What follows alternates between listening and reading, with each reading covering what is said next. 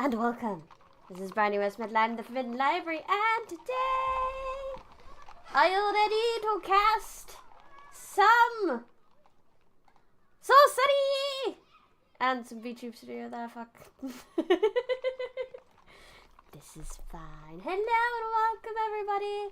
Hi Nimby, hi Rahel, hi Noble Size Phantom, hi Howdy, welcome anyone looking, welcome anyone voting, welcome. Today I do want to tell you something. Before we start, come here, come close. I need to tell you something. So, small story. I've been crocheting things to like potentially sell at craft fairs, and one is like this little round cat. And I crocheted one, and it was immediately kidnapped by my fiance, and it is his now, and nothing else will change it. So today I crocheted like 3 more, and I've put them all on his desk to see what his reaction's gonna be when he comes home and finds that his child has multiplied. And I'm so excited to see what his reaction. It's gonna be great. It's gonna be wonderful. Anyway, yes, many meow meows. There was 1 and now there's 4. Oh, so my favorite part of book 2 is where we try our best to come across the spell lines again and again and again and again and again and again and again. Yeah, so I'm gonna look at my clues. But I'm not ghost. The crochet ghost. It was the crochet. No, I just think they're just reproducing. They're single-celled organisms. Well, I'd say they reproduce to the same, but I could only get like 1.5 of the yarn I've got. So this was one that looks the same in the same coloured yarn. Then there's one that's like half. The front is one colour, the back is another, and then one is in the colour that the back is.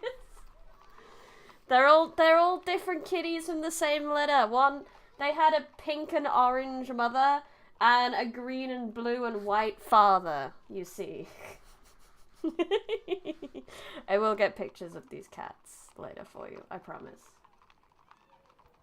But for now, I'm gonna turn down the game sound so that I can go in my inventory without deafening anyone. I'm gonna look at the clues we've got. So we've got the 4 nobles were each given 1 line of the spell to the north gate of care. Yes, I know that. That's fine. So it says, Lord Theta can be found blind and begging in the ruins of the fallen quarter of the city. So we need to go there. Lord Shinva is dead. However, there are rumors that his spirit still haunts the necropolis. So we need to go to the necropolis. We need to go to the fallen quarter. Shrine of Slang. The priest of the Shrine of Slang may be able to help you find the spell lines to the gate. The shrine is located between the well and the lower docks of Care. I would like to go across, because...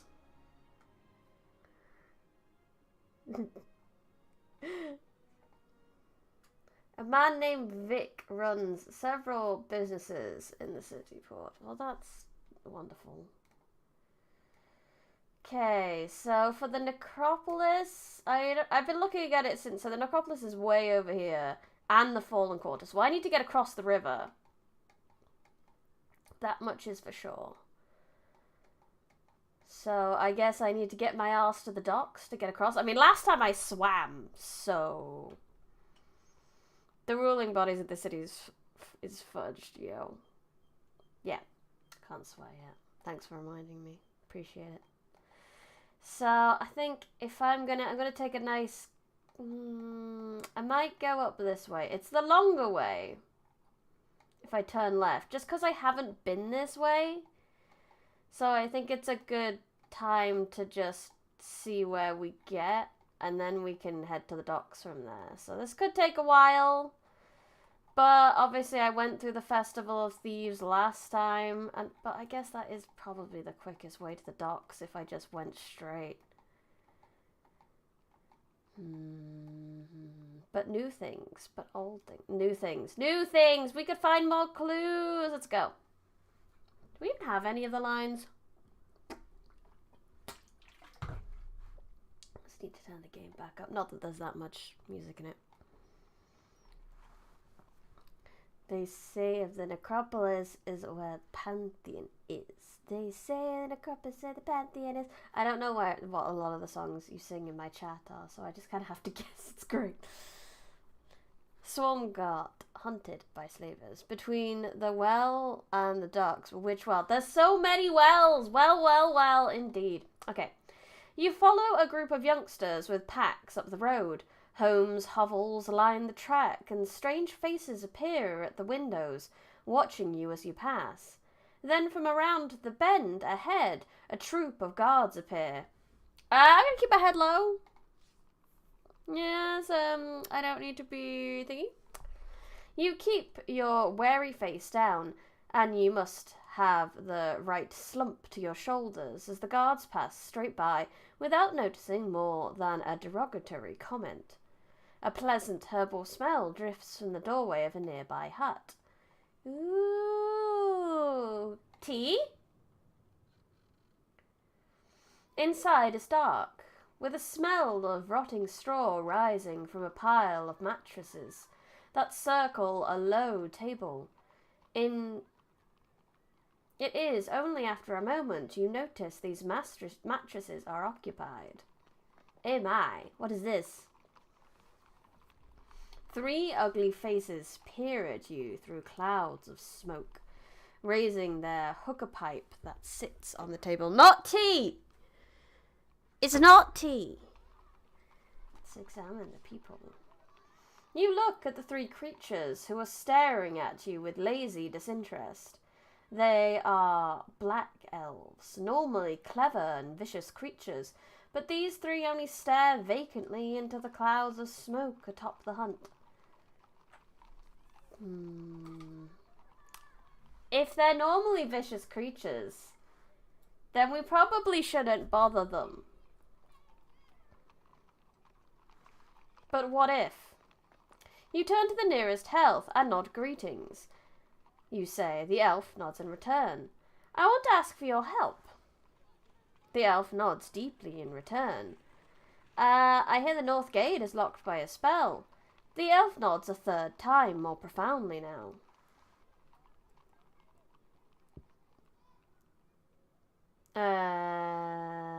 I'm on a vital mission. The elf nods once more. It is only then you realize he's asleep. This is useless. The smokers are too confused and vague. Try something else. I don't know. I don't know why I'm bothering them. I just am. Enough talking. You look around the hut once more. One of the elves takes a long draw on the hookah pipe, then sighs and settles back into his mattress. Smell the air, I guess. You sniff on the air tentatively, and your head spins. The smoke of the hookah is sweet and stupefying. It's a weed plant. That explains the lethargy of the 3 elves. I'm good. I'm leaving. I wanted to explore it more because I feel like if someone's gone to the effort of putting an illustration in here, I kind of want to find out what it's for, but no need. I also just realised that it's a bit badly balanced in here, isn't it? Let me just... You can't see half of it. You can't even see me options. There you go. There you go. Just inhaled a bunch of funny smoke. Yes, I did. At least I'm not sitting down to smoke it. Let's go. We don't need that. Along the street. You continue up the narrow road. It's packed either side with mud brick hovels, but most are deserted. A few creatures pass by, heads turned down. They do not look at you. This part of the city port is barely inhabited, and certainly not somewhere the nobles would be found. But you may be able to learn some useful information from the inhabitants. All the same, you pass a drinking fountain dribbling with water into a chipped stone. It's drink from the fountain. That's always been good. You lean down by the fountain and cup your hand to drink. The water tastes cool, if herbal. Perhaps something is growing in it. Disease! Let's go. You swallow bodily. If the fountain is still running on a busy street like this, it can't be too poisonous. a little poisonous, just a small poison, just a little poison. As a treat, we can have a bit of poison.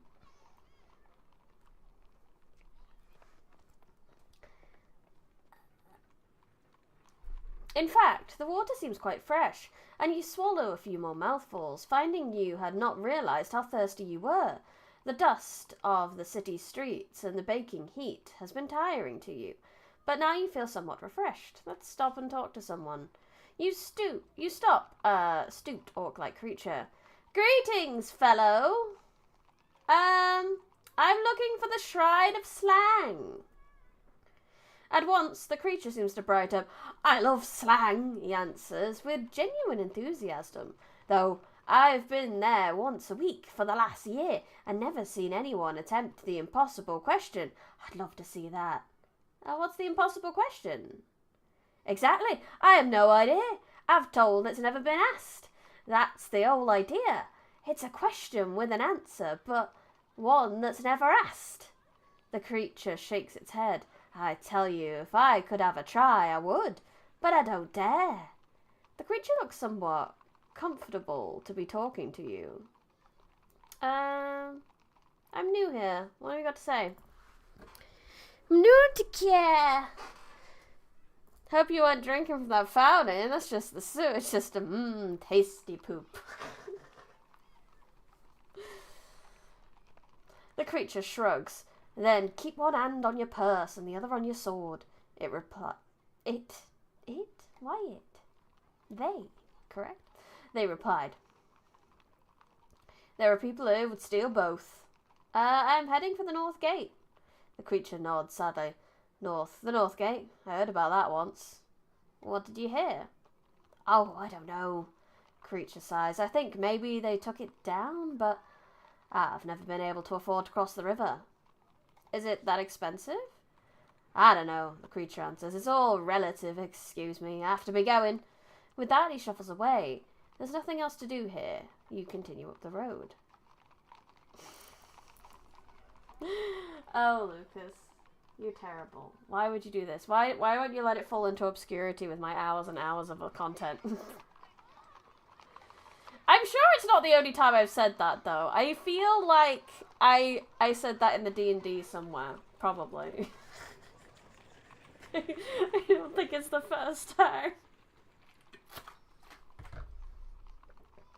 A little further on, the road approaches the first stone building you have seen since the hut by the gates.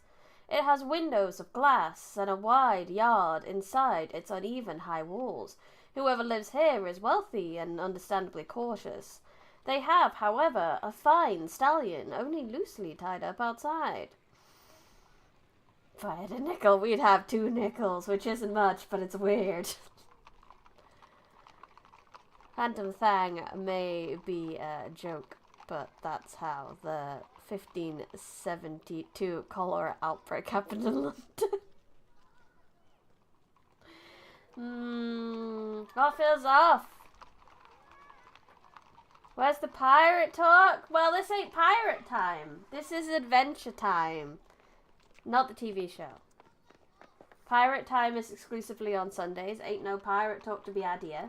Well, there might be. We could come across a pirate. We have no idea. Regular talk. My throat could not take another pirate stream right now. Sunday streams kill me. I mean, I'm happy to do the pirate, but good lord, my throat feels it after a Sunday now. You approach the horse. It snorts nervously, wary of your presence. You might be able to calm it or even talk to it with the correct spell. What spell do I need to talk to animals? Suddenly loud. Is it Yap? Yappers? I don't have a green head wig. Oh, I see. This. If you have green hair, you can talk to animals. I can't yap to it. Or rap? Should we try rap? I don't think we have rap. Yappers. Steal the horse. Why would I steal the horse? I don't need the horse. I'm gonna talk to it though. Hi horse, how you doing? You try a few words in the common tongue, and then a few whispers in the more gentle language of your girlhood in Chawbury Wood. The animal listens with its ears cocked, giving you a strange, distant look, but of course it does. It's a horse! Still, it appears calmer in your presence now. Perhaps you have made a friend. Yay! I'll give it a pat and then leave. Okay, but would you rather do pirate talk or Joseph? I'd rather do pirate talk than Joseph. At least I can, like, coherently read pirate talk. Joseph stuff, pois. I'm glad he was not in Wuthering Heights anymore. Horse girl! I'm not gonna steal the horse, though, but I could steal the horse, though. But I could steal the horse. I'm not gonna steal, no. You do not need a horse in care anyway, so you step away from the horse and leave it to itself. Yes. Pirate Joseph would be so incoherent. Let's go and see the house. You step through the gate of the house into its wide front yard. It was once a magnificent place with fish ponds now stagnant, fountains now cracked and dry, and small groups of quiet trees now overgrown and gnarled like whispering old men. The building itself has fared no better. One side has collapsed in on itself completely. The other leans precariously to one side. So we've got, look at the trees, approach the building, look at the fountains, look at the trees. Yeah, don't tell me. But I'm glad you remember. It's always good. I would love, speaking to animals is one of the best things you can get in a game like this. Like, always, it makes Baldur's Gate a little better too, to have speak with animals. Then you're not a tree, normal-sized phantom, you're just an old man. Our matey, yet have envy batey at that pinder. Good lord. Watch out for the giant enemy bat. Will do. +1 horse. No. No horse. +0 horses. You pause to look around in the tree and shrubs. And that's when you notice 2 gleaming eyes staring back at you. A giant bat hangs upside down from one of the branches watching you. I'll leave it alone. No! It's giant, but still so tiny, and it has a unicorn horn. Can I pet it? I want it to be my pet. Where's my animal handling roll? You hold the bat's stare for another moment, then walk on. But the rustling in the leaves behind you is pretty clear. +1 bat, +1 horse. And you spin around in time to see the creature coming for you with its talons drawn. You draw your sword and quickly engage with the creature. Well, it doesn't have a big power thing, so fuck you. You tiny creature. Hello, Jabba, welcome. Happy Monday indeed. I've had a pretty productive Monday. I've made so many crochet cats. I made 3 crochet cats today. SpongeBob, me boy. No booty money for ya. No, don't make me pirate. Don't make me do pirates right now. Why would you do this to me? The bat's great wings buffet at your face, making it hard to see. You swing out wildly, hoping to chop it from the sky, but the bat flutters back out of reach. You do not harm the giant bat. The creature's eyes glow fierce, a maddening red. And I will block. You drop into a crouch. The giant bat comes at you furiously, but you push the blow away, and you escape mostly unscathed. It flaps its wings threateningly, clearly trying to frighten you. Well, I don't care, get stabbed. Ah! Yeah. You wait for the creature's wide wings to open, then you strike. You cleave the air with your sword. The giant bat tries to cover itself, but it's too slow. It tumbles backwards into a tree. In a crash of branches, it flutters upwards. I need a bit of stamina back.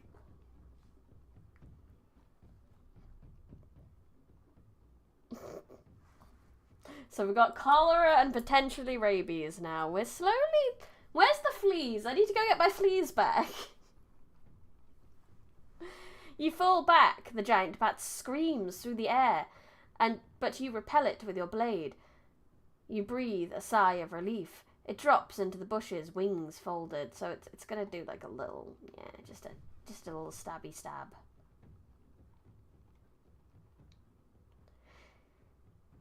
Wuthering Heights, but everyone's a pirate. Wuthering Boats. It's Wuthering Heights, just on the high seas. An opening appears. You cut a sideways blow, but the giant bat closes its tough wings. The bat is flying erratically now. The bat's eyes are on fire, so I'm gonna go for a big one. Yes, dead. Another chance follows. You bring your blade in heavily. The bat falls to the ground, and the light in its eyes go dark. Fall back! Continue.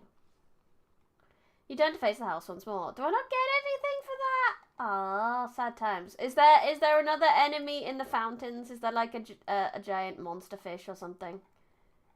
No, I can't go... But I want to check out the fountain as well. Fine, we'll go into the house. Fine, house it is. Housey, housey, housey, housey. Our new crewmate, no one likes. He be a landlubber.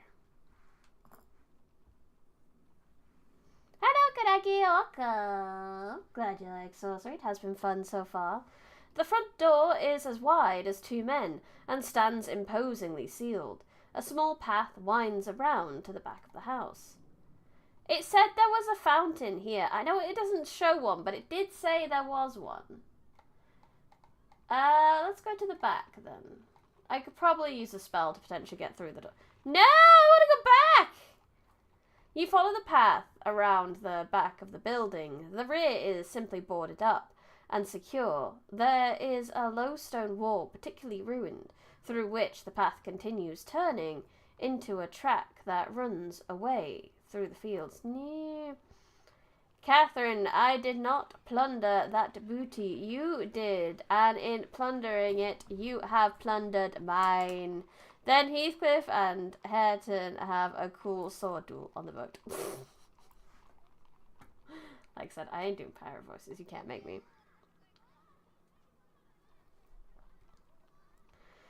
You're getting diverted, wandering through empty fields of care, unlikely to help in your search. You turn back. Yeah. Ah! No, I don't want to be on the bottom of the map. Please bring me back up. There we go. Heathcliff would want to plunder Cathy's booty, but I believe that Hardy was referring to Cathy Jr., whose booty he did not want to plunder.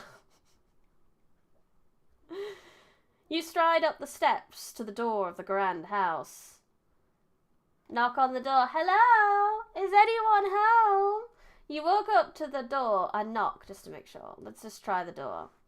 You try the door. Locked, of course. A slate skitters off the roof and smashes itself on the ground beside you. Cool. Locked, you... Can I break it down? Yeah! Oh, it does not break. Fuck. Taking a short run up, you charge at the door. It rebounds heavily but does not break. Fine. I have a spell for that. Bwah. We do need that dop. Dop. Dop.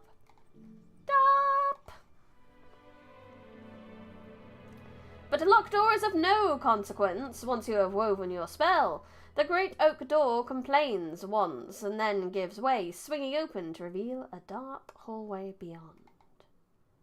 Break it down, starts breakdancing. Go inside. You step inside the great stone house.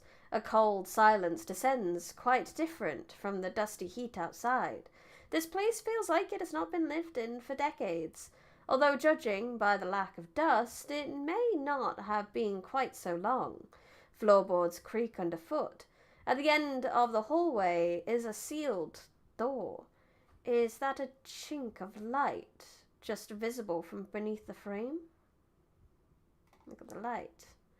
The light beneath the door flickers, now bright, now faint, as though a figure paced back and forth, its shadow coming and going, but you hear no footsteps.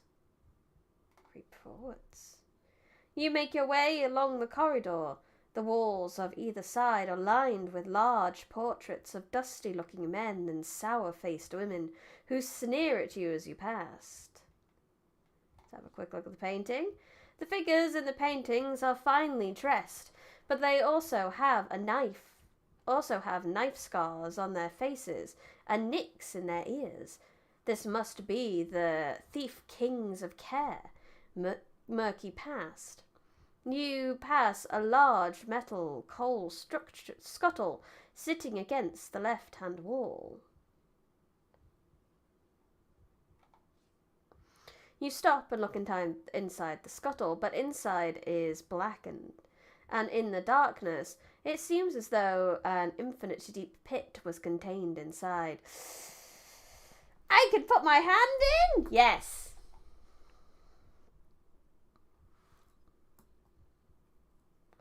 Yes. The thief nobles. Because we're still in the slums. The actual nobles live across the lake, so interesting that there's even one here that's this big. As you cross your fingers and put your hand in the scuttle, the scuttle feels empty. Then your fingers touch something sharp. So sharp it stings. Search for the sharp thing. You feel around the scuttle, searching for the object. Then you find it, earning another sharp prick. Draw my hand back. You snatch your hand back to find 2 drops of blood welling on your thumb, and a growing itchiness inside. Whatever is inside has really stung you. Fucking kill it! You draw your sword and shove it into the scuttle. If you manage to skewer anything, it would be by blind luck. Then you feel a sharp pinprick on your wrist. Whatever was in the scuttle climbed the blade of your sword to reach your arm. What is it? I need to know. It's a lie. Gotta head to the horror movies section. Yes. Now we can add tetanus. Oh, heck yeah. In the darkness, you can see nothing, so you grope about with your other hand to try and work out what the creature is. But you feel a stinging pain in your other hand, and a moment later you feel the same biting sensation in your neck. That's when you realize there is something wrapped around your hands. It's a snake! It's a snake! Run back to the light. You have had enough of this torture. In the dark, you race back out of the house and back into the sunshine. I mean, that was my own fault, right? No, I don't want to do that. Rewind. I want to keep creeping forwards. Keep going. We looked at the paintings. I won't redo my mistakes, though. Like, we're gonna keep that. Hello, friend. Hi, every new fan. Well, hello. To happen cure. I need to see that. Happen cure. Happen cure. Apologies if I get it wrong. But welcome. You ignore and keep going. So yeah, we're gonna look at the skull because I mean, I cannot ignore. We've made too many mistakes, so gotta keep going. Put a hand inside. I'm not gonna. We only undo if we die. Search for the sharp thing. Keep feeling around. I think you cute. It does sound like an elvish spell. What is it? Kill it! You raise your sword to kill the beast, but it has wrapped itself tightly around your wrists. You now cannot move your arms at all. You have had enough of this No! Okay, so I don't want to go outside, so let's oh, fine, I won't look in the thing. Creep forwards. Keep going.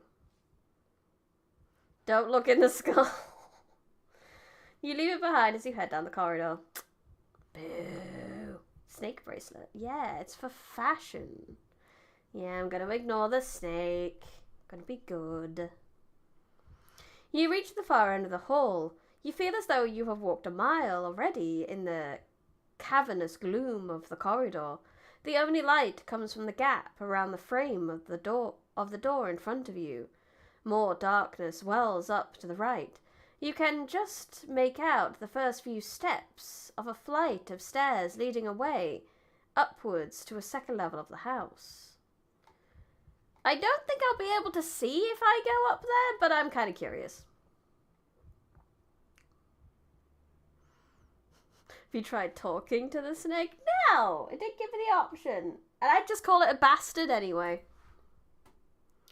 You place your foot on the first step of the stairwell, and suddenly it begins to move. It is alive.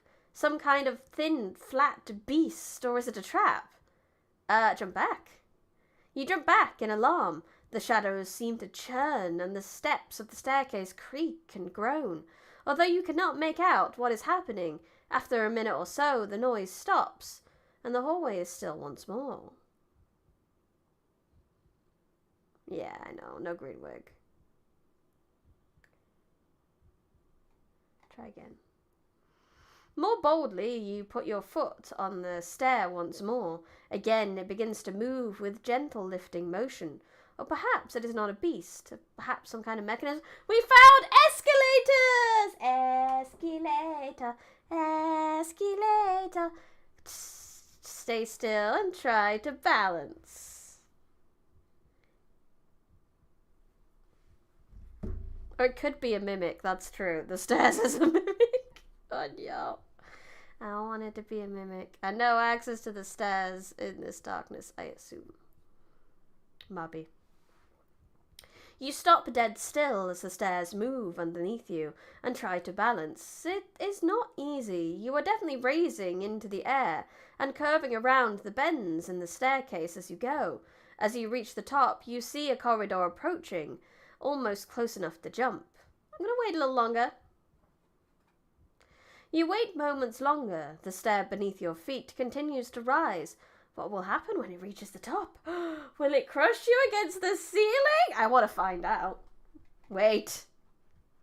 You hold your nerve and wait a moment longer until the step reaches the top of the stairwell. Then it stops. You step easily onto the upstairs landing. Ha ha ha! Top of the stairs. What's up here? You look around. You are on the upstairs landing with doors on either side. Kind of dwarfish insanity is this? Strange gnomish creation, I don't know. Let's go into the library.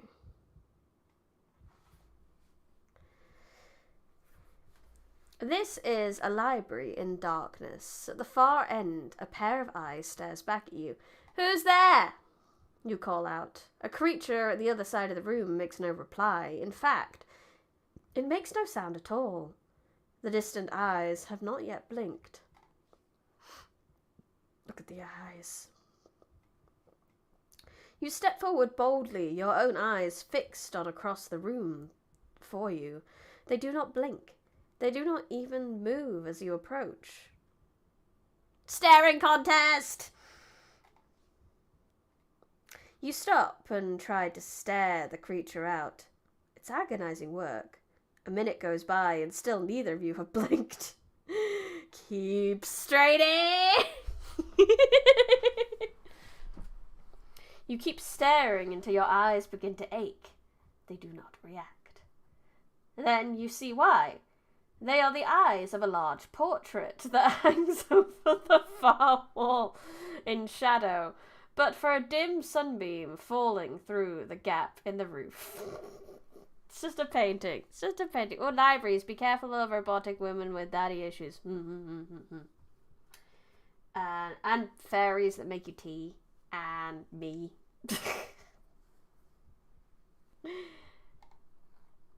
Let's have a look at the painting then. The painting is of a proud and stern-looking man, dressed in loose leather armour, with a serpent emblem etched along. Stitched along. I got so many of those words wrong. Biddy boop, thank you for subscribing. Hath and Joe, thank you. Hath and Joe.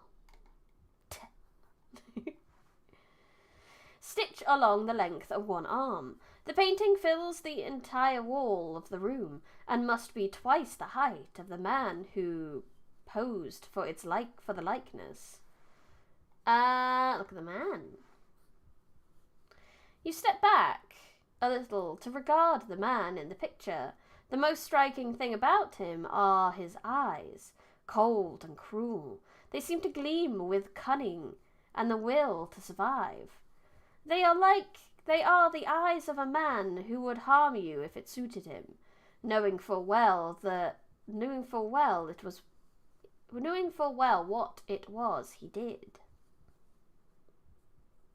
Must be the work of an enemy painting. An enemy standing painting, you might say. Otherwise, he stands tall and proud, with one hand on the hilt of a sword and the other wielding a tiny dagger. Everything about him reeks of power and of threat. Da-da-da-da! Howdy's been around a while. Or Howdy is a member again. Not sure which, but welcome and thank you. The picture must be of the man that lived in this house. If anyone else, it would surely cast too big a shadow to live beneath. The eyes of the painting seem to follow you as you move. Look behind the painting.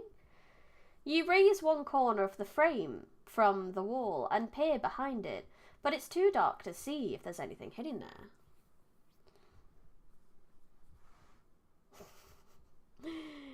Wearing a tiny sword.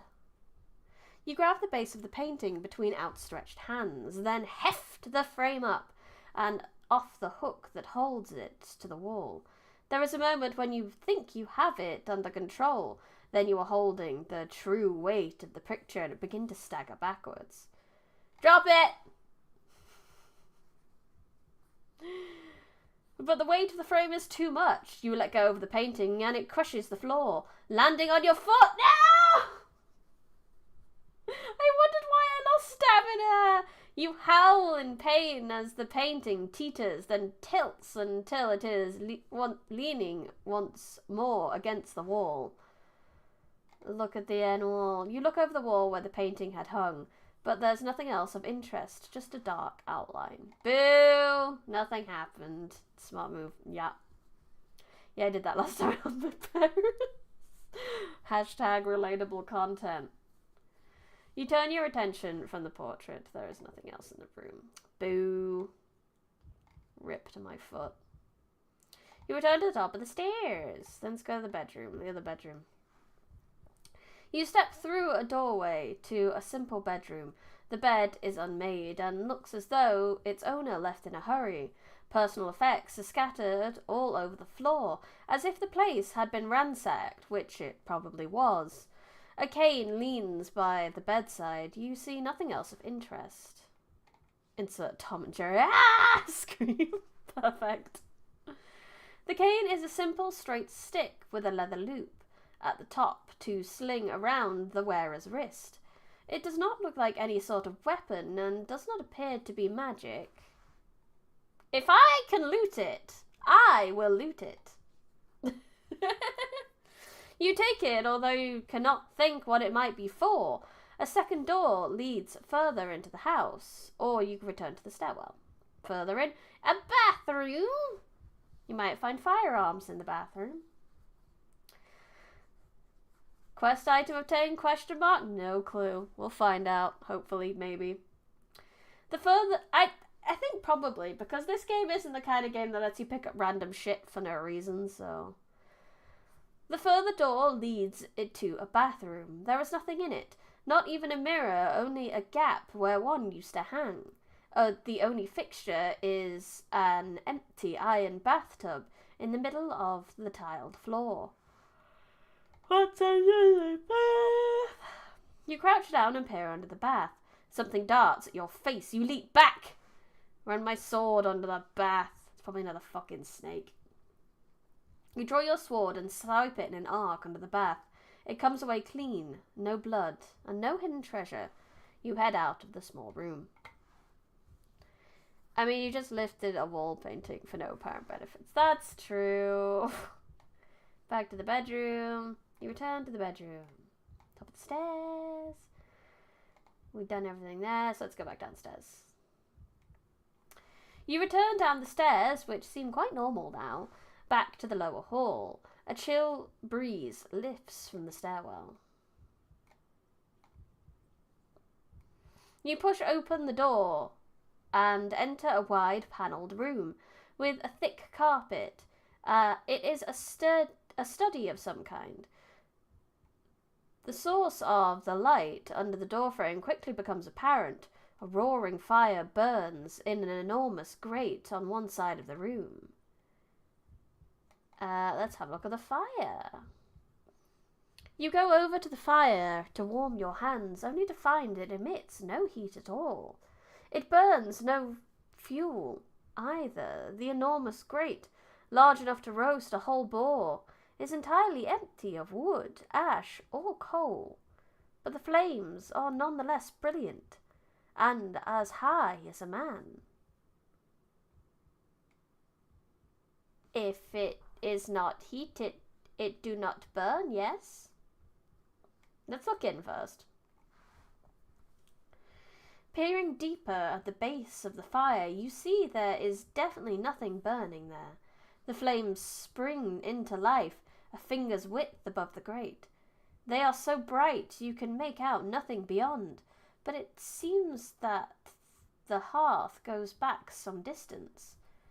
With the door shut, you would expect this room to be swelteringly hot, but like the rest of the house, it's icy cold. Yeah, let's go in the fireplace. Stealing your courage, you duck your head and step into the grate. The flames surround you, their crackles whispering in your ears as though you stood in a pit of snakes. But you feel no heat. Your skin does not blister and your clothes does not ignite. You stand in the middle of the fire like some kind of demon and feel no ill effect at all. From here you can see that the hearth extends backwards much further than you might expect. Is it a tunnel? Or do you stand inside a trap, its jaws about to spring shut? There's only one way to find out! Whee!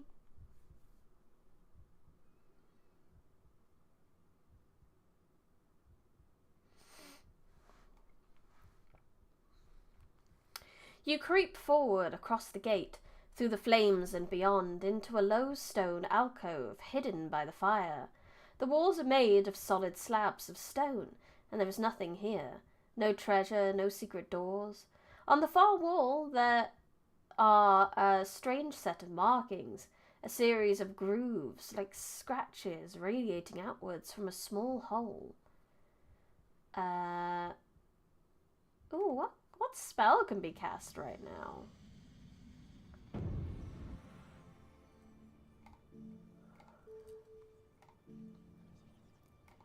I don't need that. What about H? That's the extra cast Fireball. Don't need that. Find safe passage. Don't really need that either. So nothing for T. S. A. Cause depression! This stream is hopefully having the opposite effect. Sense danger. I can't use sun at the moment, I think, because I don't have the sunstone that I use it for. No, I don't think there's anything there. So fill the grooves in the far wall. You run your fingers through the grooves in the stone wall. They have been carved lightly and roughly with a dagger point rather than a chisel, perhaps, but the small hole at their centre is much more cleanly formed. Examine the hole. Go, go, gadget, instant depression.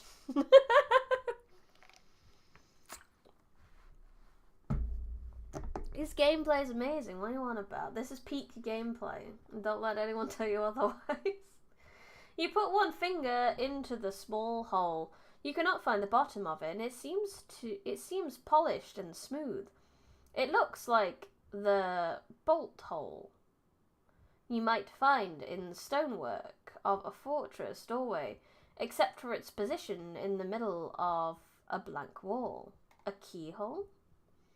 You look through your pack for something to use as a key. Ha ha ha! We picked up the walking cane! You raise the walking cane and slip the tip into the small hole in the back of the fireplace. It fits perfectly. There is a click. For a moment, nothing happens, and then very slowly the stone begins to move. A passageway has opened to your left. Ah, let's go. Secret passage, secret tunnel, secret tunnel. You peer through the secret passage, but can make out nothing but darkness beyond. You will have to go inside to find out what you've discovered. Let's go! Slipping through the narrow opening, you find yourself in a slightly wider space. The walls are cool stone, and there are no windows. But the room is not dark. In one corner, an idol stands on a small shrine, lit by 2 candles which burn with thin, cold flames. This place reeks of death and decay. The shrine is covered in a thin layer, in thin blood-soaked strips of cloth. That's terrible.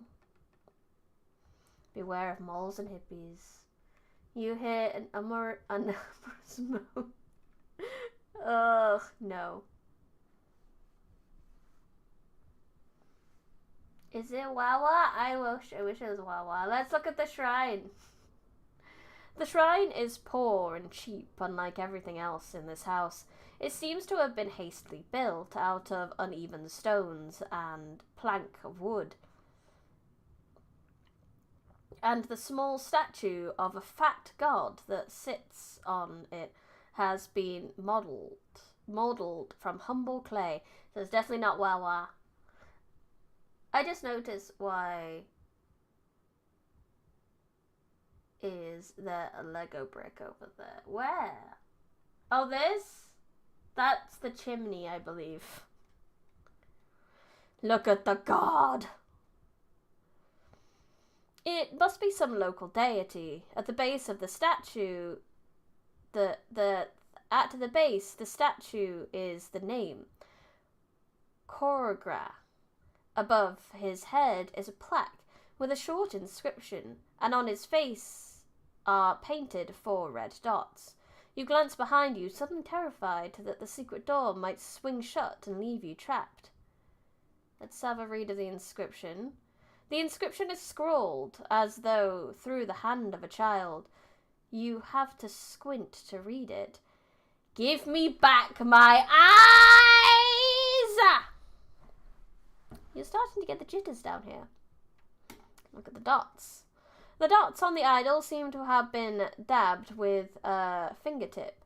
They are perhaps directions on how to worship the god. But there is no indication of what to do, or in what order. Only the places. Both eyes. The third eye in his forehead and his mouth. Let's look at the cloth. The bandages are each an arm span long and as deep as your thumb. Each is bloodied in 2 places, spaced a few fingers' widths apart.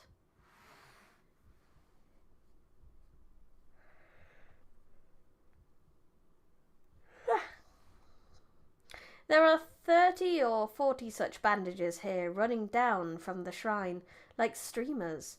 Someone was injured for a long time. Search the bandages. You shift through the pile of bloodied cloth strips quickly, stomach churning. Something gleams from within the pile, and you uncover a silver badge. It is the badge of a noble of care. Take the badge. The badge is solid silver and probably valuable to its owner, should you encounter them. You can place it carefully in your pack. So this is the symbol for the blind beggar. So we need to find him. There is nothing more to be seen in this terrible place. You slip back out of the small room, out of the fireplace, and into the hall. It has bloody streamers, that's what it does. Whee! Compared to the little room you have just left, the dark, empty hallway seems welcoming and friendly, but not so much that you plan to linger. There does not seem to be anything more here to be discovered. I'm not sure he was in the cemetery. There is someone in the cemetery. There's a dead guy. He's in the fallen quarter of the city. So when we get out, I can shoot. Like, that is way over here, the fallen quarter. So I need to get across the ships. But I'm glad I stopped here. Leave the house. This house is home to now only to ghosts. I know, right? Where else would you expect the dead guy? Definitely not in the cemetery. I'd expect him at the festival. You hurry back out of the door into the sunshine of the front garden. Outside the house, the sun is shining brightly. It is almost the hottest hour of the day. There is nothing more to do here. No. Game. Let's leave here. You head through the front yard of the ruined house and out onto the main street. The horse at its post whinnies and shakes its mane. Can I go back? I kind of want to take the horse now, I'm not going to lie. He's just going to sit there. I want to make sure he's fed. Follow the main road. You follow the main road past the grand house. A side road appears on the left. Let's just have a look. Looking left, you see an arch, and beyond that, a wide yard. As you watch, a guardsman walks past. I mean, that's clearly a guard area. I don't really want to do that. I'm still wanted. Let's leave that alone. Well alone. As you press on up the road, you notice the huts on either side are getting smaller. The roadway is now bustling with dwarves and other small fellows.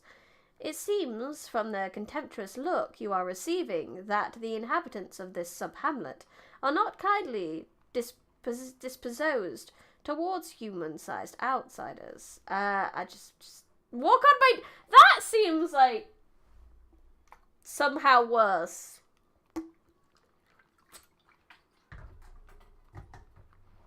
Briny streams of all thievery. I know, I was trying to be good and ignore it, but that some poor horse has been left there on its own. And keep going. You walk on, smiling down at the people you pass. You reach the middle of the dwarf ghetto, a small square with a general store off to one side. Further up the street, you see a small crowd gathered, two scuffling creatures. Is that a fight pit I see? Let's go. I'll kick all your butts. You push your way through the small crowd. In the center, two tiny creatures are grappling fiercely with each other. One is a pixie, the other is a sprite. The onlookers are quite fascinated, with some cheering on the pixie and others rooting for the sprite. But what if I just kicked them both?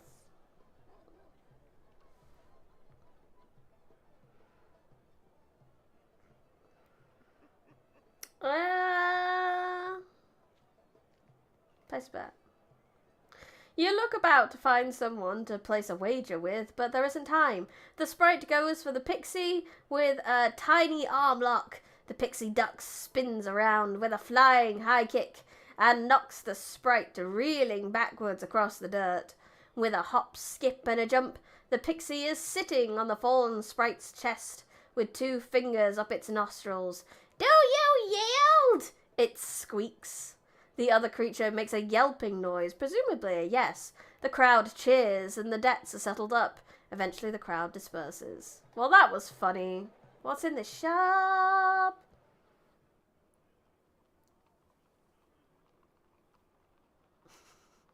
Small crowd of short people or just not a lot of people? We'll never know.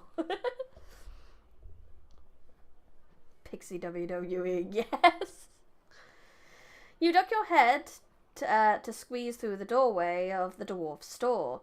The proprietor is a stocky type of advanced years who peers at you through a pair of bottle glass spectacles balanced on a long and gnarly nose. "You're not a dwarf," he observes with uncanny accuracy as you enter. I need directions. "Yes, very good," complains the dwarf. "But what to? I would like to go to the other side, like the docks. What's the good way? I need to find a blind beggar." "No, I am a very tall midget."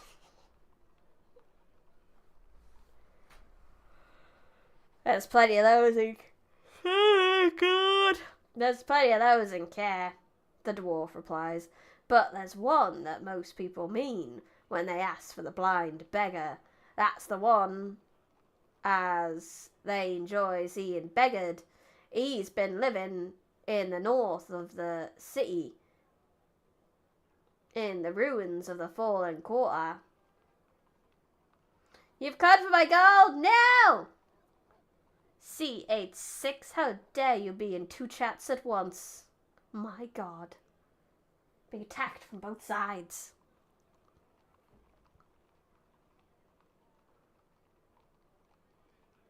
"Sorry state he's in too." The dwarf coughs and spits some phlegm into a nearby mug.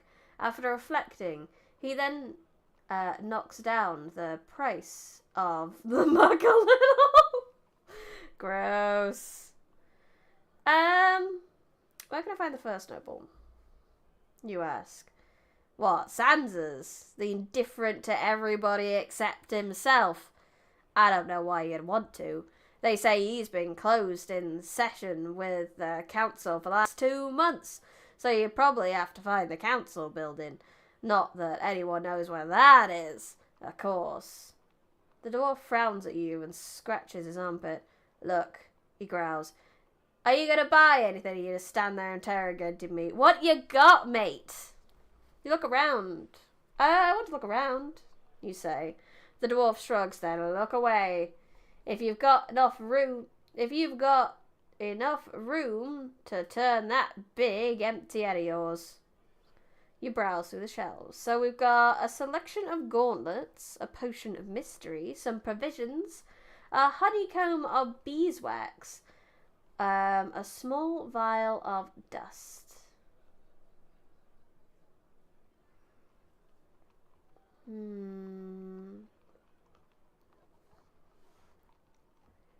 A mystery, you say. You pick up a bottle of potion carefully from the shelf. It is thick, clear-coloured liquid and says "Potion of Mystery." 2 gold pieces, says the dwarf. Ask the dwarf about it. Or what does it do? The dwarf looks at you with a scathing expression. "The gauntlets are good, I see." "It's a mystery, obviously. What do you expect? I'm going to put it back for now." You shake your head. The dwarf points at a vial of dust. "You should consider buying that. No one else has." "What about the gauntlets, then?" You notice 2 kinds of gauntlets on sale in the shop. Chainmail ones and leather ones.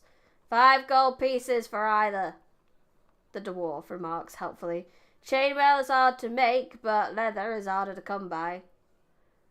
There seems to be nothing else to distinguish between them, and since you only have 1 pair of hands, there seems little use in buying more than one. Which should I buy? The dwarf looks at you and thinks for a moment, as though considering your character. "Leather," he says eventually. Of course, whether you can trust him or not is another question entirely. I mean, it makes no odds to him which one I buy, really, because he's gonna get 5 gold either way. But I'm guessing this can hopefully give me a bit more defense. Maybe. Yeah, he's been a bit reluctant. He's not exactly nice, but you know, he's not lied to me as far as I can tell, so I'll buy them. Why not? You hand over 5 gold pieces and place the leather gauntlets on your wrists. You suddenly feel more skillful and proficient in your sword arm. But is that sensation an illusion? You cannot be sure. The dwarf harumphs and leans back and waits to serve you. I'm okay. I'm okay. That's all. Have you considered stealing? No, because it's not giving me the option. Could have stole a horse, but we didn't.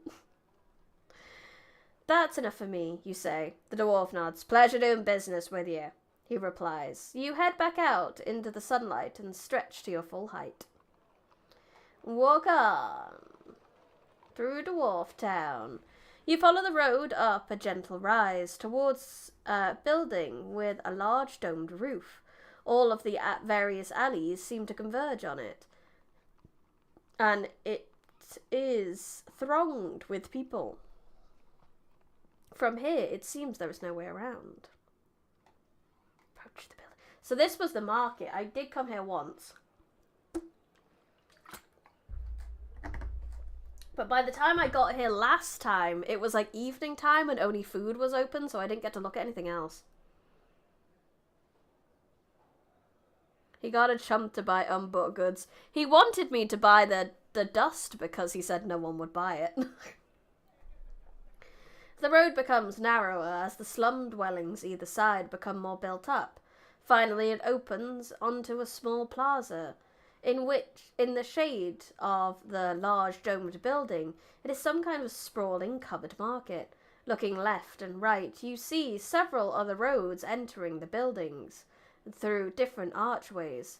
Through a group of serpent heads are just passing by.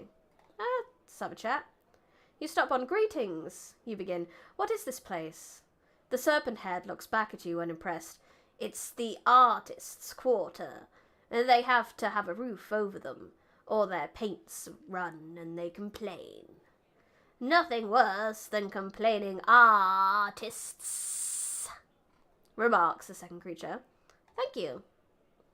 I can't believe it let me go. Sounds worthless. That is racist. The dust could have been used for a spell, that's true, but I already spent half my money on generally getting my proficiency up, so don't really want to be spending any more, especially when I knew a market was coming up. Thank you. You're welcome, replies the first serpent head, who appears to speak quite normally, but I'll give you a tip. Don't pose for any pictures, you'll regret it. With that, the serpent heads march away inside the building.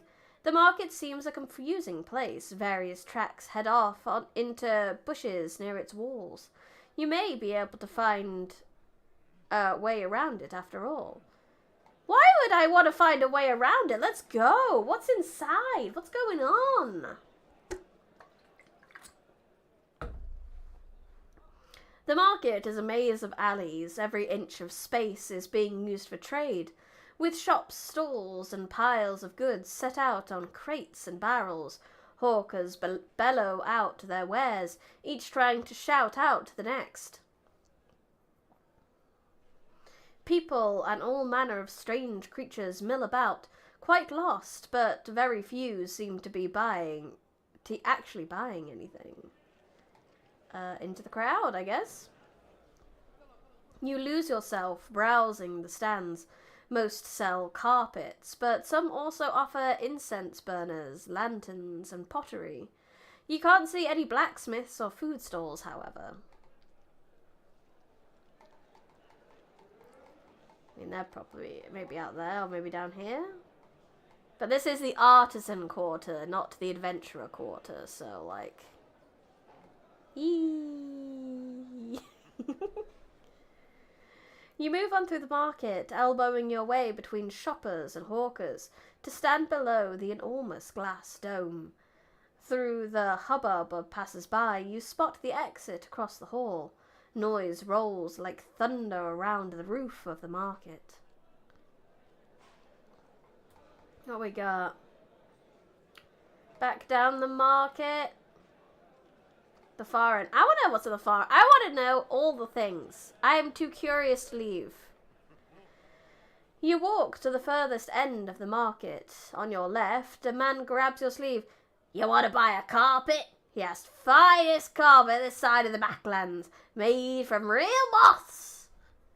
My dude, I don't have a house to put this carpet in. You knock the man's grip away. There seems to be not much else except carpets at this end of the hall. A fight has broken out in one corner of the market. It is quickly settled by a score of passing-bys. Yeah, nah, I'm good. This is a bit of a tourist trap. You return to the middle of the market, below the dome. Looking to one side, you spot a small artist studio. A sign above it says, "Find yourself in here." The artist sits outside. You have a feeling there is something strange about him, but you cannot work out immediately what it is. I want to find myself. That doesn't sound weird and trappy and really bad. And that he might physically trap me in a painting. Obviously not. The artist sits with several examples of his work on the floor scattered around him, but you quickly spot something uncanny as you get close. Despite the fine brushwork on his pictures, this man, I assume it's supposed to say has no hands. Look at his paintings. You look over the portraits.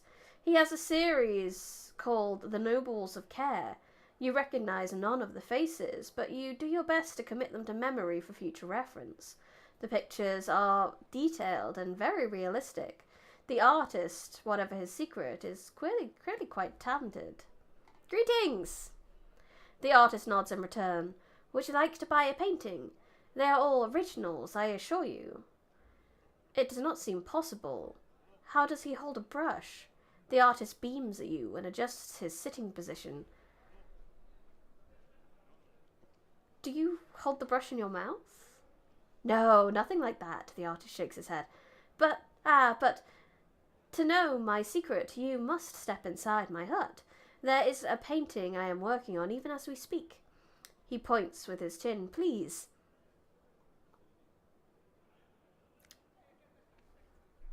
Every instinct says leave. But I'm kind of curious, I'm not going to lie. Okay, come inside. Welcome to the best day of your life. Go ahead and sit wherever you like. I got you, don't worry, Susie's got you now. The walls of the hut are covered in sketches, and the floor is splattered with paint and ink.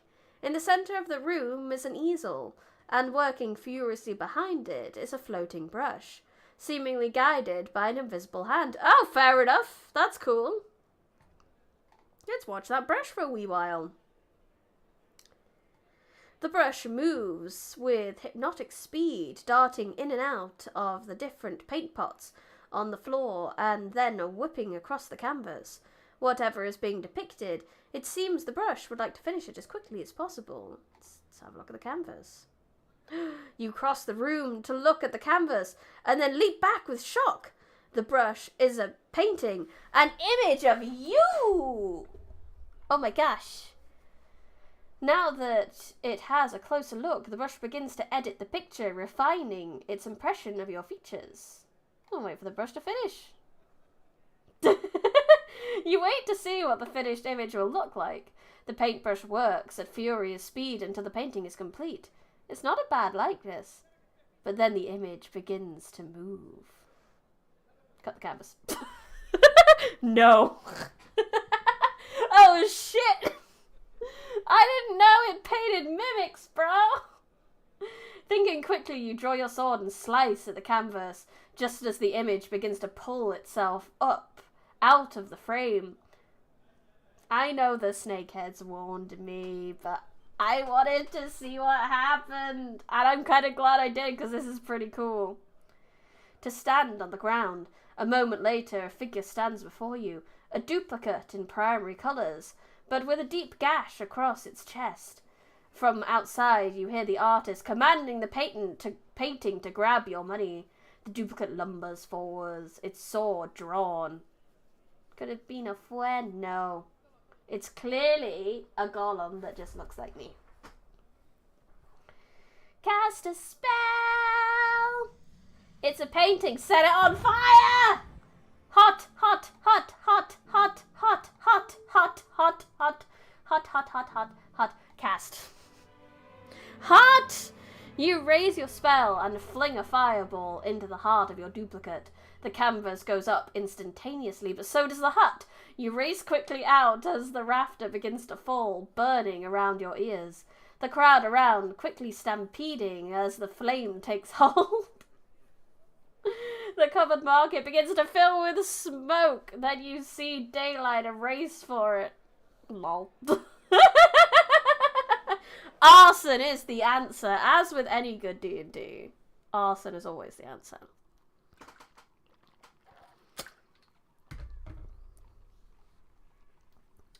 This is a paved clearing, perhaps intended for visitors to the market to tie up their horses. But if any have, it would seem their horses have been stolen. All around the slum houses rise tall squats piled on squats, emanating a thick and terrible smell. There are not many creatures about. Thick smoke billows from the market building. Time to get out of here! The main road continues between the slums, heading up a low rise, and a side alley leads to the left. I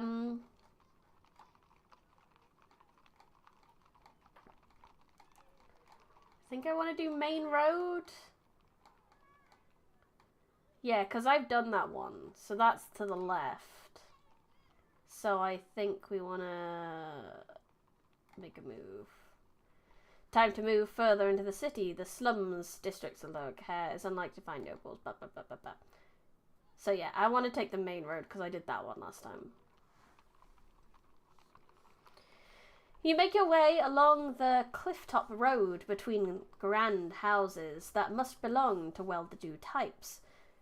You pass a tall, thin man in a long robe, some kind of monk. He bows to you as you pass. Greetings! The monk beams at you and holds out his palms. Take his hands! You reach out and take hold of his hands. With burning bright eyes, he stares at you. You must find the crown, he murmurs, for the sake of all Kakabad. Then, quite suddenly, he releases you and straightens up, folding his hands away into his robe. You can't help noticing you feel strangely refreshed. Ha!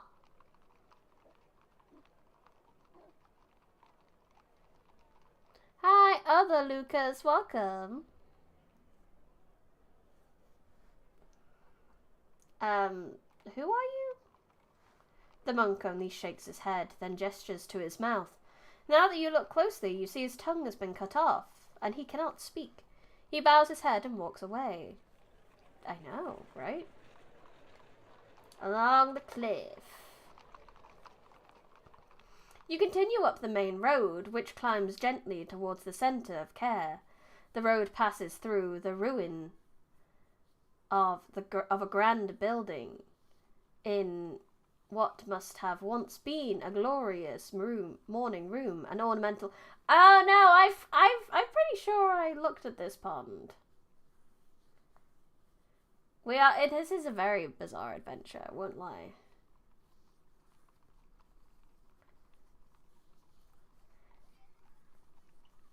In what must have once been a glorious morning room, an ornamental pond is all that remains. Moss grows from cracks in its tilted sides. Flames are flickering across distant rooms. Have I been this way? Yeah, I have, because I must have gone like up here and then round. So I've done this. I fucked with the fish already. Wait, I got gold from this lake. I remember. I'm gonna do that. No, no, I'm gonna look over. We've done this before. I know. There's a fish, and there's some gold, and I want it. I'm gonna skip to... Hi, Mode! I'm gonna watch over here today. Hello. Well, hello. Welcome to Twitch. I hope you're comfortable as there as you are on YouTube. This place is loopable. You can walk around. Oh, yeah. Oh, yeah, because the fish tries to talk to me, but I can't understand the fish. You walk over to the pond. Despite its great age, it seems well tended, and the water is surprisingly clear. A small scarlet fish darts out from behind a stone. As you watch, bubbles rise from its mouth. As they break, you hear the breath of words. Speaks merfolk. Yeah, I don't have that language on my character sheet. Something else. I'm gonna look deeper into the pond. Your eyes trace the gleam. Not the fish this time, but a gold piece. Someone must have thrown it. So take the gold piece! Give me the money, give me the money. You dip your hand into the pool and grab the coin. The fish, outraged at your intrusion into its world, nips at your hand and bites you. Its teeth are small, but sharp enough to draw pinpricks of blood. Free money? Try again for the coin. You try again, moving faster this time, and manage to grab the coin. The fish leaps out of the water to come after you, but it's not fast enough. You pocket the gold. Time to go! The main road continues onwards along the edge of the ridge, and you hear the sound of a crowd in the distance. A narrower lane heads uphill to your left. So if we want to loop, we'll go that way. And that brings me... I do need to go this way, because I got to here, and then I went down into the well, and then that took me over here. So we're going to ignore the well this time.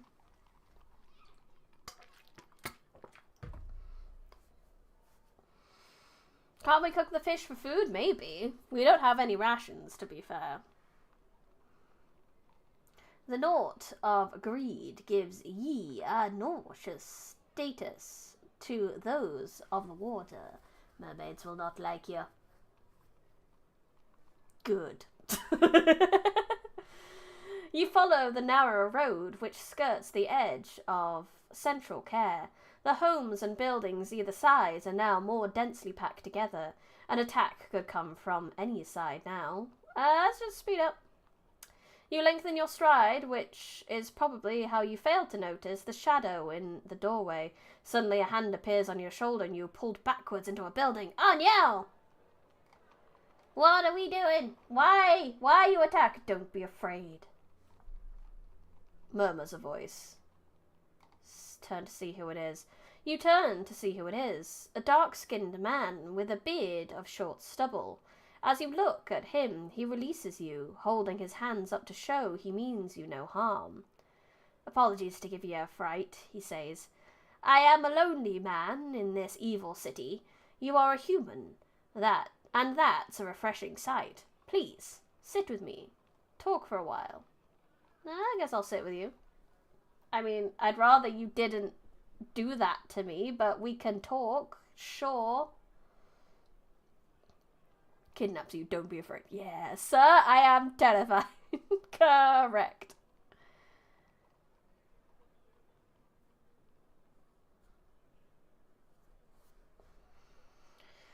Thank you. It is good to talk the common tongue, he grins. You look around the building and realize you are in his home. It is well furnished with rich woven tapestries on the wall. Let's look him over too.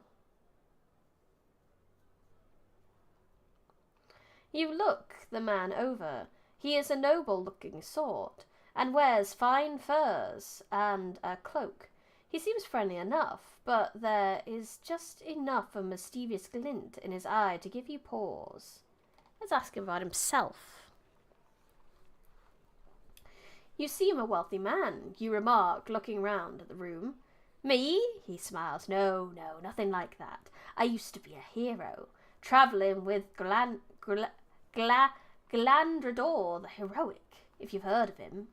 The man goes over to a counter and takes down 2 mugs, a tankard of ale. I'd like to ask about your business, he says, but before we go into that, would you like some ale? Have I met him? I don't think I've met him.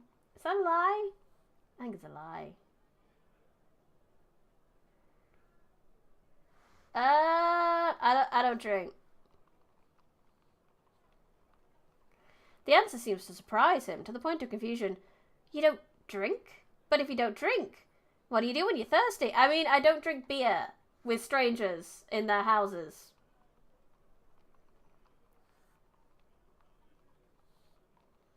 He could be a noble thief, that's true. Noble, you say? A little thievery would hurt us. We could be a noble thief. And by a noble thief, I mean I steal from nobles and keep it. I mean, I don't drink beer. Oh, now I sees it, he exclaims. You mean you won't drink my beer? His expression turns to anger. Ungrateful challenger, you barge my way into my hut! What? You brought me here, you fucking dickhead. You barge your way into my home and then refuse my hospitality? Join me in my ale, or I promise you, you will not leave my house. Fuck off. Fuck off, asshole. Fucking leaving. Bye. Bye. You stand to leave, nodding your head politely to the man. Then before you know it, what is happening? He has grabbed a longbow from the wall, notched an arrow, and is aiming straight at your heart. No one escapes from Vangorn the murderer! He gloats, pulling back the string. Fuck you. He's a murderer! Hey, shall I set more shit on fire? I think that's the best course of action. Fireball! Oh, it's not here. We can zap him, though. When in doubt, fireball. When you cannot fireball, lightning. Most sane Birmingham resident. There's no time for half measures. Quickly you summon the force of electricity into your palm, and before Vangorn can release his arrow, you shoot a bolt of your own. The bolt hits him squarely in the chest. He is not killed, but clearly badly wounded. He drops his bow. Yeah, bye. Jeez, how dare you barge into my room out of my screen? Before he can recover, you race out of the door. Fuck that shit. Bye, Mr. Murderer. You continue along the street, which grows narrower and more winding. On either side, slum dwellings rise high. Faces appear and disappear behind drapes. Someone throws out a bucket of slop, narrowly missing you. Furry, chained-up animals screech from balconies. The sun disappears from view. Just keep going. Just keep going. You push forward, climbing a gentle slope.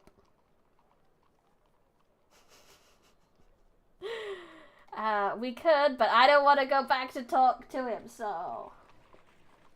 The large lane gets narrower. Muck and foul waters run downhill, forming a sheen over the flagstones. The walls either side are now so close together that someone on the top floor has laid planks across the alley to steal from the house opposite, or perhaps to steal their own things back. It's hard to be sure. Keep going, I guess. I don't know why it gave me the option to cast a spell there. I mean, I guess I could use Sense Danger. The road narrows further until your elbows are brushing the door frames on either side. Then quite suddenly, you reach a small plaza. By the well. You have returned to the well in the heart of the slums of Lower Care. There are no guards, no wolves, no goblins to be seen. Everything is just as it was. I'm just going to go straight to choose a road. We don't need to know such an eloquent sense of writing. Yeah. You do get this in most fantasy novels still. It's not too eloquent. You could sit here all day staring into the well like a daydreaming child, but you will do better to keep moving. Yeah, so I want to go to the docks. This street is a little wider and more well paved than some of the others. You can see tracks where carts have been coming this way. You hear sounds of voices around the corner. Walk on. You walk around the corner, intrigued by the sound. There is a small crowd of people talking and singing inside a low stone shrine. Beyond, you can see the sparkle of the river and the smell of rotting fish. You are nearly at the docks. An hour and a half later. But the adventures we've had along the way have been important. So let's have a look at the shrine now. You step in the doorway of the shrine at the same time as a woman and her child are leaving. He really is a holy man, mother, the little one is saying. Lass and lame brother answered his question and he ran off the stage. The mother nods and the pair leave. Interesting. Step inside.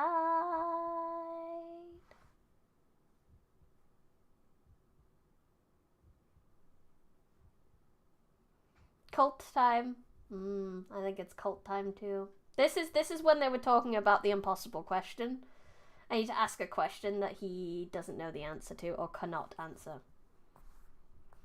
The shrine is an old stone building, garishly decorated, with hanging cloths and thick candles that fill the air with the smell of grease and tar. At the far end of a low platform stands a hooded figure in a white robe who is talking to the assembled crowd. Does anyone wish to take the test of slang, the god of malice? Calls the priest out. A murmur goes around the crowd. People are nervous, but excited. It could be. Ask someone about the challenge. You nudge someone next to you. What is the challenge, you ask? It is the test of slang, the woman replies in a whisper. He grants you a wish if you can answer him correctly. But you have to worship him, or else the question he asks is impossible. She shudders and grins. They don't call him the god of malice for nothing. Are your hearts so cold? Taunts the priest. Does no one here want anything? Is no one in dire or deadly need of God's aid? Thought that was mammal. Well, in this world, it's slang. Let's have a quick look at the crowd.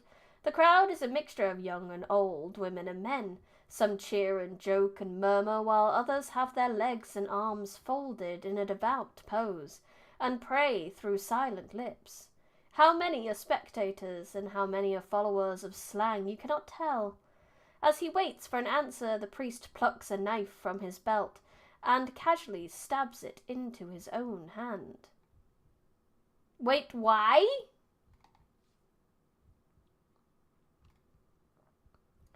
You wait and watch. Suddenly a man leaps to his feet. I'll do it, he declares. The rest of the group cheers, and the man,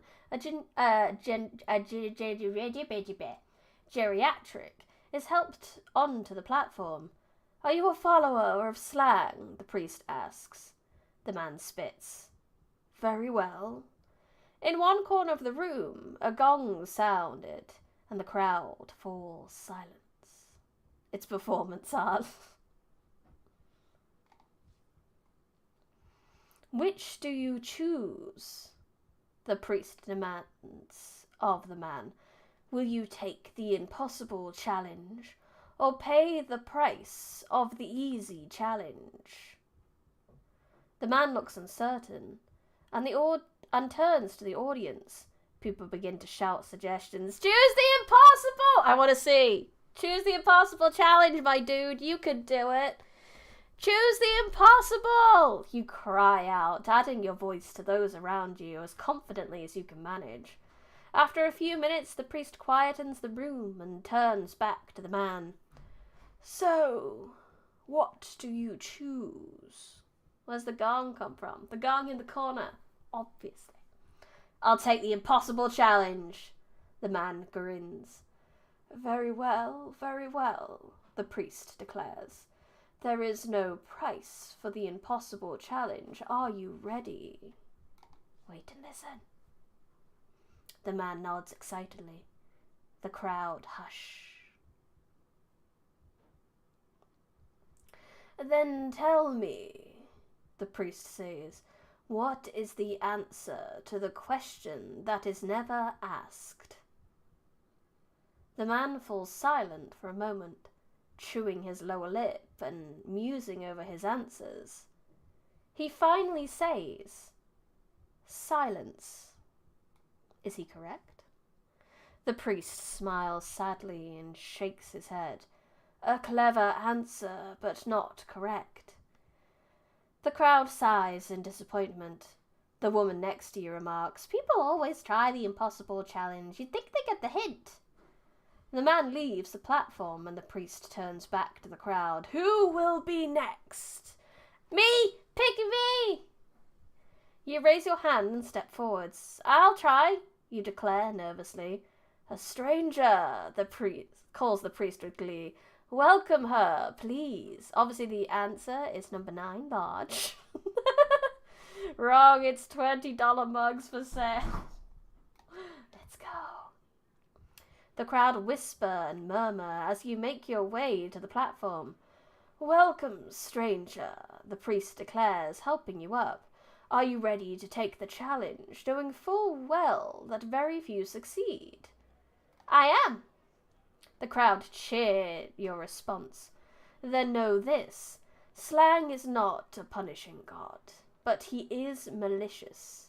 He does not wish for you to fail, but should you fail, he wishes you to know that it is all your own fault.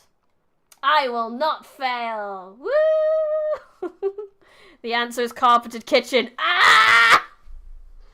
How dare you do psychic damage to me like that? Carpeted toilet. Bleh. Bleh. Stop it. Stop it. Slang kind of sucks, not gonna lie. Honestly, that's a pretty good god. Most gods are like really petty and will punish you for failing, whereas slang's just like, this is kind of fun. I'm not mad at slang. The crowd cheer again. I see you have spirit. Good. Let's see if we can't break you. The priest smiles. Our practice is that you may choose which question to answer. But no, one is impossible, and the other is easy. And to answer the easy question, you must give up something you hold most dear. The crowds are watching in expectant silence. It's time for you to choose. I don't want to give up shit. Impossible question. Give it.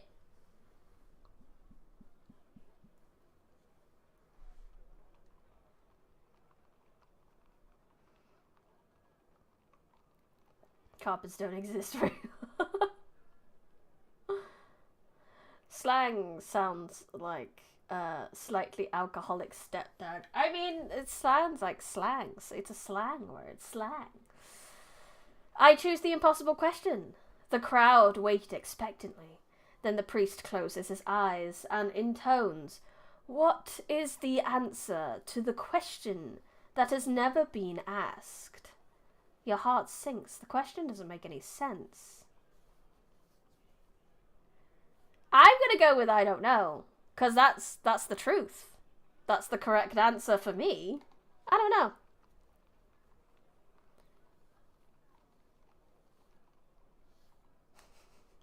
You shake your head. I don't know. A roar goes up from the crowd. They can see from the priest's glee that it was not the right answer. You failed the test of slang. Clearly it's I don't know. You walk away the street, the crowd laughing at you as you go. They clearly don't know that I have magical time powers, don't they? I am I will not fail. Answer the question. We know it's not silence because he said that, wasn't it? Yo mama. Malice. No, it's not malice. Try again. Which means it... No, continue. With the power of God and rewinding, I will get it right. I will try. I will not fail. I choose the impossible question. Infinity! No, so none of the options are right. Unless it wants me to pick silence again, but I did just see someone fail with that. But what if it's weird? Yeah, it might be that I need more info beforehand. I will not fail. I choose the impossible question. Silence. Yeah. Yeah, fuck it. How is it a scam, though? Because, like, I don't get anything for failing. I just can't do it again.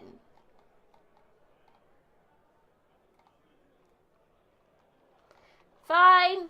We might have to need, yeah, I need specific info or trait, which I just don't have.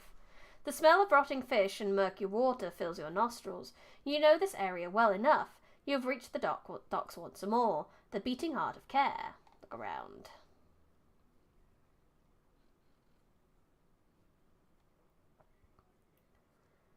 There are 2 or 3 ships moored for the night, and the space between them and the road is filled with a large number of stalls and little shops selling everything from fishing tackle to sailing boats to barrels of woodlouse rum. This must be a thriving marketplace during the day. With night approaching, it is a maze of booths and cloth. A single bridge across the river here operated with ropes to let tall ships through. Right now the bridge is up to allow ships to sail through undisturbed. There are 2 inns visible from here, the Wayward Farer's Rest and the Meat and Cleaver. There is nothing obviously different about either of them. I really want to go on the bridge, so I'm going to go for the Meat and Cleaver. It's closer.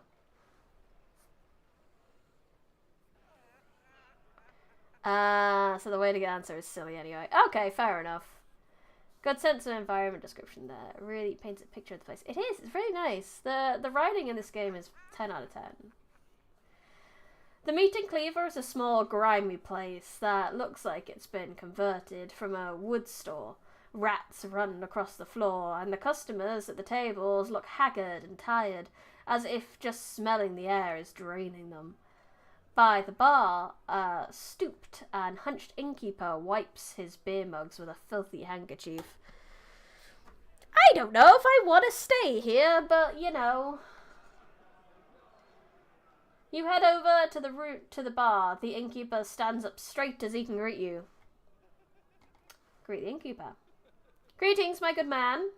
Innkeeper nods. Welcome to the Meat and Cleaver, he says. What can I get for you? Ask about the rooms. I would like a nappy wappy, preferably, and maybe some food. Do you have rooms? The innkeeper nods and smiles a wide, almost wicked smile. We do. Best in care, if I say so myself. People who stay here never stay anywhere as good again. 4 gold pieces. Ask about food. How much is food? He shakes his head. We're out of food, I'm afraid. He points to a group in one corner. Those ain't everything, musicians, he says. They're always hungry, but good for drinking. Oh, well, no food for me, I suppose, but I'll get a room. You hand over 4 gold pieces, and the innkeeper nods to a staircase in the corner of the room. It's up there. Go whenever you like. Walk away from the bar. I'm fine. I don't have that much money on me, totally. Totally not ominous. Nope, not at all. I completely trust this. This is fine. You go upstairs to take the room above the inn. But I need to sleep. My stamina's really low. The room is dark and you have been given no candle, so you grope around for the bed and sit down. It is a pleasure to take the weight off your tired feet. Your belly growls with hunger. Your eyes fall closed within moments, and you are soon fast asleep. The aching in your belly gnaws at you with glee. You have the strangest dream that you have been captured by a torturer with a sadistic imagination, who is plotting all sorts of horrific fates for you. You wake up with a fright and a cold sweat.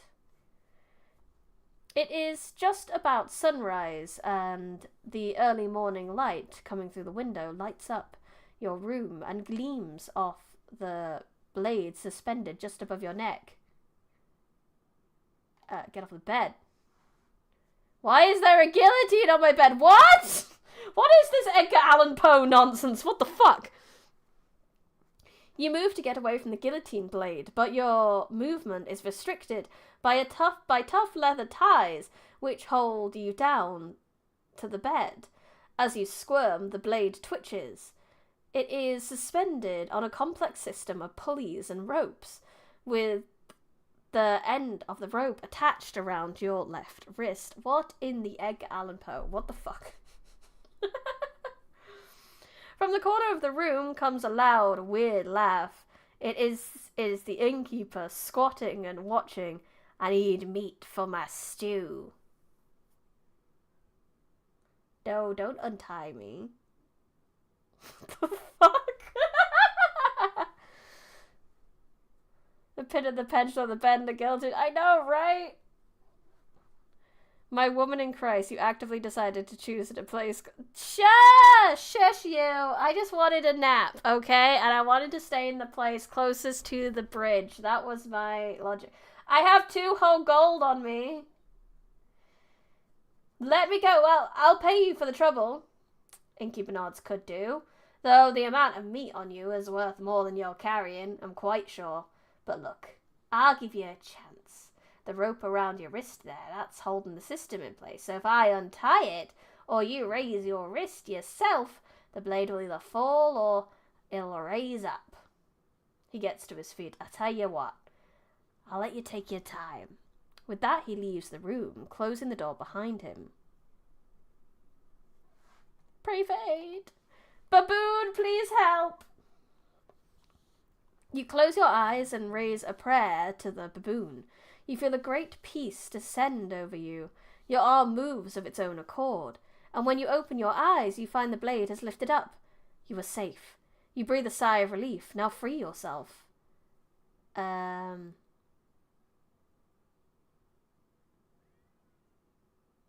Loosen. Using your free hand, you loosen the straps around your right wrist, but you cannot free them completely. But at least you can now move your right wrist as high as your neck. Loosen the leg straps. You've loosened your right wrist, but it isn't free. You're still unable to reach your leg straps. Lower the blade. You move the strap around your right wrist up to your neck and lower the blade carefully, using its edge to cut through the leather. Then you lift the blade once more. Both your arms are now free. Now my leg straps. With your arms free, you sit up and quickly unstrap your legs. Then you are on your feet. Okay, let's go downstairs. Can I kill him? Can I kill him? Please let me kill him. Then you hurry downstairs. The innkeeper gasps in alarm at your appearance and cowers behind the bar. You better fucking cower, you little bitch. You go around the bar and grab him bodily. He is light enough to throw over your shoulder. He squeals and kicks in fear. It wasn't me! He shouts. It was the other 6 of me that did it. Wait, what?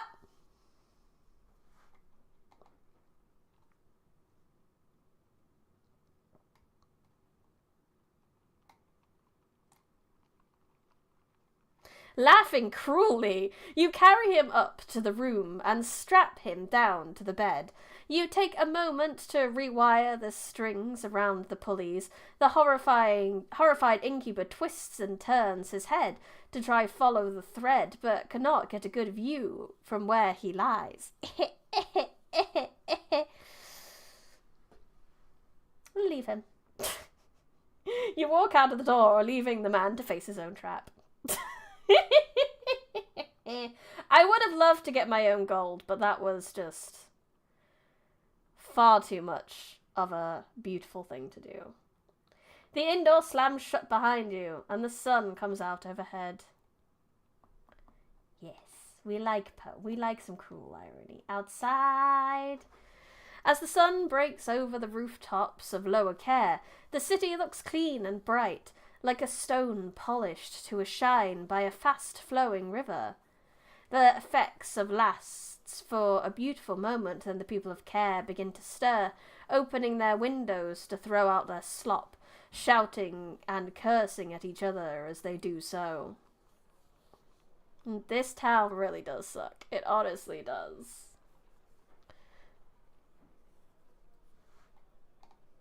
I would very much like my money, though. I am so low on cash.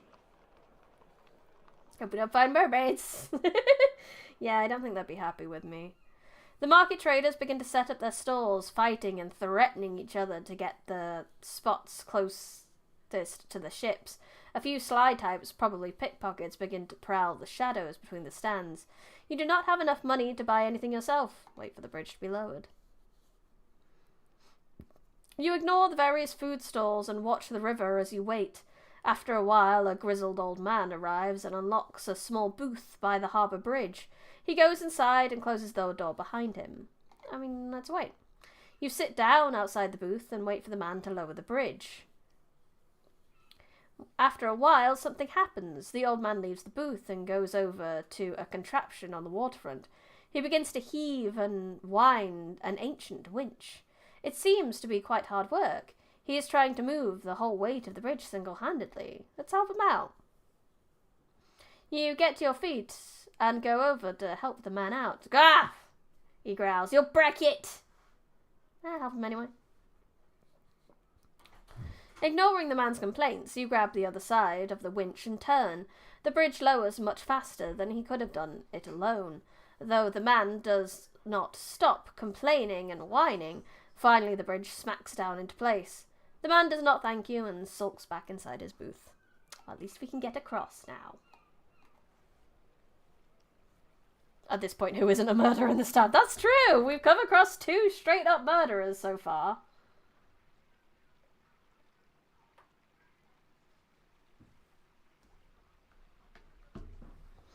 You cross the bridge over the River Jabaji, which runs like a slime trail through the centre of the city.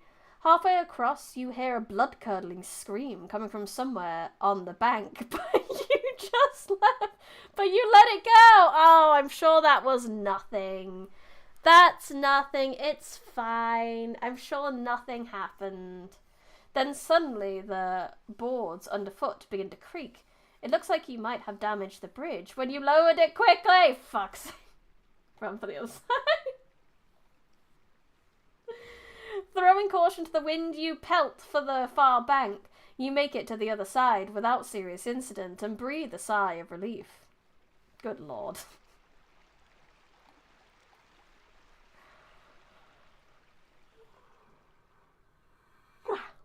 You've reached the banks of Upper Care. The buildings here are not as grand as on the south side of the river, but they are in much better condition. Few people live on this side, away from the fields and the hills, but those that do are richer. They are also most likely more dangerous. But of course, it's on this side of the city the North Gate stands. Start moving. You follow the road away from the river towards the fork in the road. If there are any nobles in the city port, their houses are most likely on this side of the river. So we know we need to walk down all the way here. We need to get to the Fallen Quarter and the Necropolis. Those are the 2 places I definitely know we need to go. And I know to ignore this bitch that I'm about to meet. The sun is rising over the streets of Upper Care. A few creatures roam this way and that, unaware that they have walked these streets in just this fashion once before. In the corner, a spring bubbles with fresh water. Yes, I need to drink. No, I meant I need to drink. Drink. You cup your hand to the water and drink a mouthful. It's refreshing and invigorating. Move on. There's nothing for it. You will have to explore yourself. Go. Down. This way. You turn right. Oh, yeah. This woman. This bitch. You turn right, heading away from the city wall, a signpost towards Fireview Square. You pass large houses that have the aspect of official places of business. One is marked with the clawed fist of a moneylender. Once again, the elven woman is just emerging from inside. She looks quite worn out already. It's early in the morning. Nah, fucking ignore her. You pass by her as you continue down the street. She murmurs a hurried apology and races away without a second look. I don't care. I'm going to check out the orphanage this time, because she tried to stop me from doing that last time. The alleys get wider and passing a loud building on the left, which seems to be full of children. On the step, a lanky man with his eyes firm closed. Greetings, friend! You go over to greet the man. He does not look up. Do you play swindle stones? You ask. The figure nods once. From his pocket, he produces a set of die. What's the stake? The creature shakes his head and utters 2 words. Your life? Fuck yeah. Sounds great, let's go.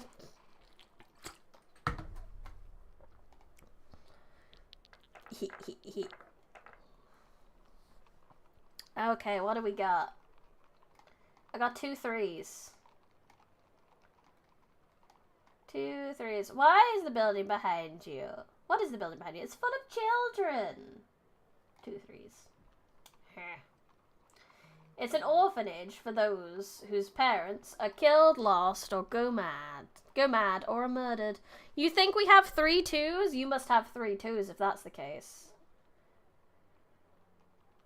I'm gonna go 3 3s. Indeed so. Do you work here? I do. I grew up here as well. Reveal the dice. Fuck. I should have called him. Should have called him. Oh well. The infrastructure is fricked. Now, are you an explorer in our city? What makes you say that? I'm gonna go, yeah, 3 1s. That's exactly what I have. You look hungry already. I am hungry, bro. Food's spenny. Fuck! I'm gonna die. Bro, I'm gonna die.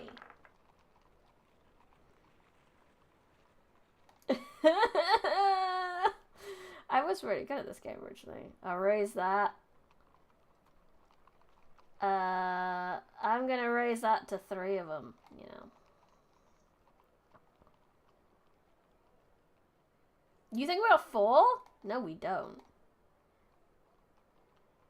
Fuck, we do! No! I'm gonna die! Maybe we have 2 of those? Does that sound right? You better have at least 1. Okay. We do! Thank fudge, I'm alive.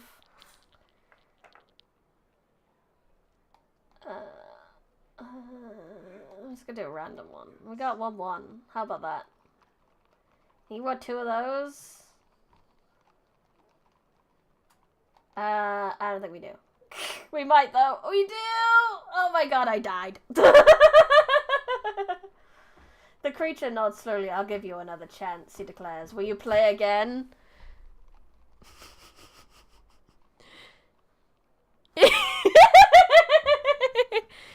So I told you about the small prank. Well, sorry. Is it a prank, really, that I played to my fiancé? By crocheting some more cats. He's home, and he's just come in, holding the cats with the biggest grin on his face. Yes! He is happy. That is all I live to achieve. Happiness for the fiancé. Sure, I'll play again. I would rather not die, so that's great. Fine, let's try this again. Let's not die. You lived 2 to 3 killers, and now you're gonna die from a dice game. Oh yeah, free cats. I know, but like, I don't know. Boy. Happy boy. That's all we live for. They fit perfectly in his dressing gown pockets, apparently. I have 2 3s. How about you? What happens to the children in the orphanage? Once they're old enough, they're put to work in the orphanage. Care always has more orphans. You think we have 3 1s? We could have 3 1s. I reckon we have at least 3 3s, though, between us. Need so. Leave? Where would they go? Fuck! I hate this guy. I hate this guy. 2 2s. I played another creature earlier today. Did ya? Aha. Did it win? It was an elven. Elvins are not provisioned at swindle stones.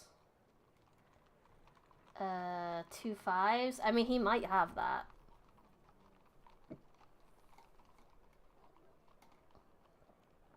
Why not?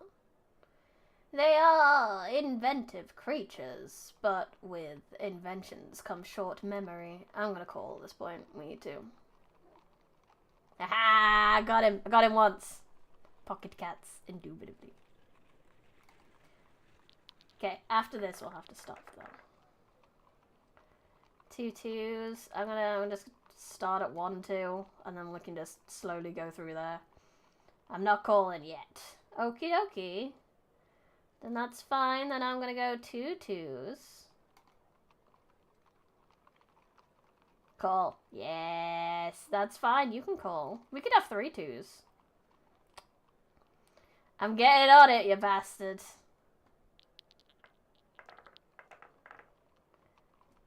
Your turn. 1 3. How about 2 3s? Do you reckon we have that? You think we have 3 3s? I'm not sure we have 3 3s. I think we have 2 3s. We do! Yes! You only have 1 more dice! I can do this! Ooh, 2 1s. Well, I'm gonna say I have 1 1 for now. You think we have 1 2? You might have 1 2. I do have at least 2 1s. You think we have 2 2s? Well, I don't have a 2, and you only have 1 dice. So that is impossible, my good friend. Impossible. I win. The creature takes back its dice. A good win, he declares. From his pocket, he produces 3 gold pieces and a cloth skull cap. I took these from the last creature I beat, he says. That makes them yours. Gratefully, you take the gifts. Take his gifts. Will you play again? He asks. No, I've beaten you. You shake your head. No, I've beaten you, you reply. I'll not risk my life again. Very wise, the creature agrees. You move down the street. And with that, we will have to end the stream. Thank you so much, everyone, for coming. Thank you, everyone in chat. Thank you, anyone who lurked. Thank you, anyone who watches the VOD. I really appreciate you coming and interacting with me and having a good time, no matter which way you decide to do it. If you have not already, I would also highly appreciate it if you could leave a like on the video and subscribe to the channel. And if you're on Twitch, you can give the channel a cheeky little follow. That would be lovely. I will be back tomorrow with some Limbus Company. We're back with that nonsense. I have been good. I've been doing my daily logins. I think I've only forgotten a few days of daily logins. But forgetting daily logins is inevitable for me.